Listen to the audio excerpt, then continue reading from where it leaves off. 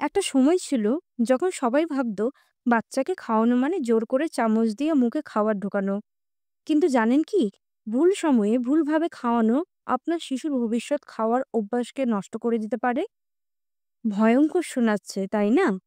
আজকের ভিডিওতে আমি আপনাদের সাথে শেয়ার করব কিভাবে সঠিক সময়ে সঠিকভাবে বেবি লেড উইনিং বা শিশুকে নিজে খেতে শেখানোর যাত্রা শুরু করবেন, একদম শুরু থেকে ধাপে ধাপে।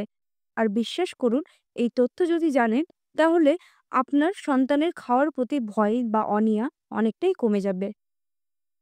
প্রথম পয়েন্ট, সঠিক সময়ে চিনে নেওয়া।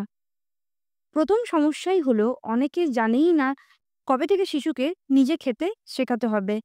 কেউ 4 মাস থেকে শুরু করেন, কেউ আবার দেরি করতে করতে 1 বছর পার করে ফেলেন।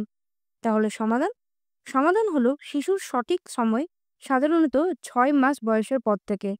তখন শিশুর ঘাড়ের মাংসপেশি শক্ত হয়, বসে থাকতে পারে এবং অন্যকে খেতে দেখে আগ্রহ দেখায়। তাহলে ভুল সময় শুরু করলে বিপদ। কারো শ্বাসরোধ হতে পারে, কারো আবার খাওয়ার নিয়ে ভয় তৈরি হয়। তাই সময়টাই হলো সবচেয়ে বড় গেম চেঞ্জার। দ্বিতীয় পয়েন্ট, ছোট্ট ছোট্ট খাবারের টুকরো। এবারে আসি দ্বিতীয় সমস্যায়। অভিভাবকরা প্রায় শিশুকে বড় টুকরো বা বেশি খাবার একসাথে দেন। এতে শিশুর মুখ ভরে যায় আর সে ভয় পেয়ে যায়। সমাধান হচ্ছে শুরুতে খুব ছোট ছোট নরম টুকরো, যেমন আলু সেদ্ধ, নরম গাজর, কলার পাতলা টুকরো। এগুলো হাতে ধরতে সহজ আর মুখেও দেওয়া নিরাপদ। এখন মজার কথা হলো, শিশুরা প্রথম দিকে খাবারের চেয়ে খাওয়ার প্রক্রিয়াটাই বেশি এনজয় করে। মানে, খেলতে খেলতে শিখছে। আমরা ভাবি ও কিছু খেলো না, অথচ ও শিখছে কিভাবে খাওয়ার মুখে নিতে হয়, চিবাতে হয়, গিলতে হয়। এবারে প্রশ্ন হলো, আপনি কি খাবারের পরিমাণ নিয়ে বেশি চিন্তা করেন নাকি প্রক্রিয়াটা নিয়ে? তৃতীয় পয়েন্ট, মেশ বা অগোছালো হওয়া স্বাভাবিক। তৃতীয় সমস্যা হলো, শিশু খাওয়ার সময় চারপাশ একেবারে যুদ্ধক্ষেত্র বানিয়ে ফেলে। মেঝেতে, জামায়, এমনকি আপনার গায়েও খাওয়ার। তাহলে সমাধান কি? সমাধান হলো ধৈর্য।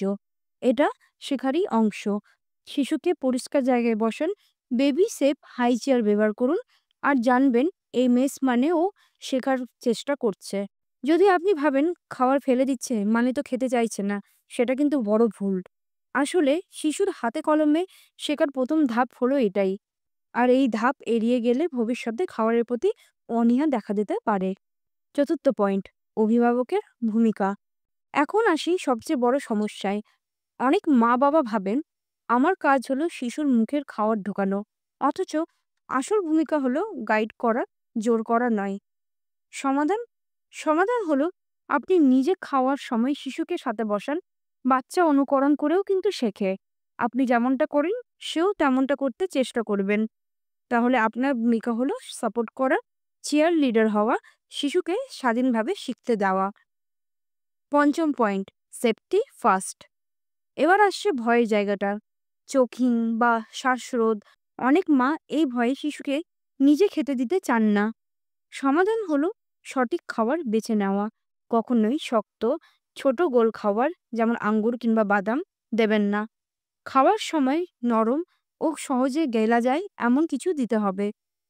একটা সিক্রেট টিপস বলি আপনাদেরকে, শিশুর সামনে সবসময় বসে থাকুন যখন সে খাচ্ছে। খাওয়ার সময় ফোনে ব্যস্ত হলে কিন্তু চলবে না। আপনার চোখের এক মুহূর্তের অবহেলায় শিশুর বিপদ ডেকে আনতে পারে। কিন্তু শুধু সেফটি জানলেই হবে না, আরো বড় রহস্য হচ্ছে যা আমি শেষ পয়েন্টে বলবো। সিক্সথ পয়েন্ট, ধীরে ধীরে আত্মবিশ্বাস তৈরি। বাবা মার অস্থিরতা, আমার বেবি কিছুই খেলো না বলে চিন্তায় পড়ে যান, অথচ বেবি লেড উইনিং মানে ধৈর্য। সমাধান হলো শিশুকে সুযোগ দিন, বারবার চেষ্টা করতে দিন। প্রথমে হয়তো 1 টুকরো খেলো, পরে 2 টুকরো, তারপর 3 টুকরো। আস্তে আস্তে আত্মবিশ্বাস আসবে। এটা এক ধরনের লাইফ স্কিল। আজ নিজে খাওয়ার ভুল তুলতে শিখছে, কাল সে নিজের উপর আত্মবিশ্বাসী হবে। এবং এখানেই আছে সেই বড় রহস্য। শিশুকে নিজে খেতে শেখানো শুধু খাওয়ার শেখানো নয়, এটা স্বাধীনতা, আত্মবিশ্বাস আর সুস্থ জীবনযাত্রার ভিত্তিও তৈরি করে। আর এই সুযোগ যদি এখন থেকে না দেন, ভবিষ্যতে হয়তো আফসোস করতে হবে। তাহলে আজ জানলেন সঠিক সময়, সঠিক খাবার, ধৈর্য আর সেফটি, এই কয়েকটি নিয়ম মেনে চললেই আপনার বেবি আনন্দের সাথে নিজে খেতে শিখবে। কিন্তু এখানেই শেষ নয়। জানেন কি, বেবিলের উইনিং এর সময় কিছু খাবার একেবারেই নিষিদ্ধ।